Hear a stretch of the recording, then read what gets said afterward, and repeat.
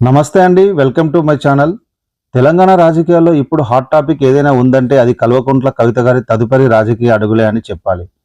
ఎమ్మెల్సీగా ఆమె రాజీనామా ఆమోదం పొందిన తర్వాత ఆమె ఎటువైపు వెళ్తారు అనే దానిపై రకరకాల ఊహాగానాలు, చర్చలు జరుగుతున్నాయి. ఒకవైపు ఆమె మేధావులు, సన్నిహితులతో వరుస భేటీలు నిర్వహిస్తుండగా, మరోవైపు ఆమె కాంగ్రెస్ పార్టీలో చేరబోతున్నారంటూ సోషల్ మీడియాలో, పొలిటికల్ సర్కిల్లో ఒక ప్రచారం జోరుగా సాగుతోంది.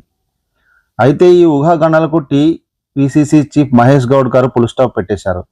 కవిత కాంగ్రెస్ ఎంట్రీపై మహేష్ గౌడ్ గారు చాలా స్పష్టమైన క్లారిటీ ఇచ్చారు. కవితను కాంగ్రెస్ పార్టీలో చేర్చుకునే అవకాశమే లేదని ఆయన తేల్చి చెప్పారు. అంతేకాకుండా తెలంగాణలో బీఆర్ఎస్ పార్టీ గతం తప్ప భవిష్యత్తు లేదని సంచలన వ్యాఖ్యలు చేశారు. కేసీఆర్ కుటుంబ అవినీతి గురించి కవిత గారు ఇప్పుడు మాట్లాడుతున్న మాటలే నిజమని ప్రజలు అర్థం చేసుకుంటున్నారని, తాము చేసిన ఆరోపణలకు ఆమె మాటలే రుజువులుగా నిలుస్తున్నాయని ఆయన చెప్పారు. ఇక అజరుద్దీన్ కోదండరాంలకు ఎమ్మెల్సీ ఇవ్వడంపై మంచి స్పందన వస్తుందని ఆయన అభిప్రాయపడ్డారు. ఇక కాంగ్రెస్ పార్టీ అంతర్గత విషయాలకు వస్తే పదవుల కోసం ఎదురుచూస్తున్న ఆశావాహుల సంఖ్య భారీగా ఉంది.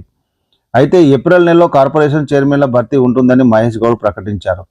ఇక రాబోయే మున్సిపల్ ఎన్నికల కోసం ఒక ప్రత్యేక కమిటీ వేస్తామని, కేవలం సర్వేల ఆధారంగా గెలిచే అభ్యర్థులకే టికెట్లు ఇస్తామని స్పష్టం చేశారు. పొత్తుల విషయం పీఏసీలో చర్చించి నిర్ణయం తీసుకుంటామన్నారు. మరోవైపు ప్రభుత్వ పనితీరుపై కూడా ఆయన ఆసక్తికర వ్యాఖ్యలు చేశారు. నీటి పంపకాల విషయంలో సీఎం రేవంత్ రెడ్డి గారు తెలంగాణ ప్రయోజనాలే లక్ష్యంగా పనిచేస్తున్నారని, ఒక్క నీటి బొట్టును కూడా వదులుకునే ప్రసక్తి లేదని తేల్చి చెప్పారు.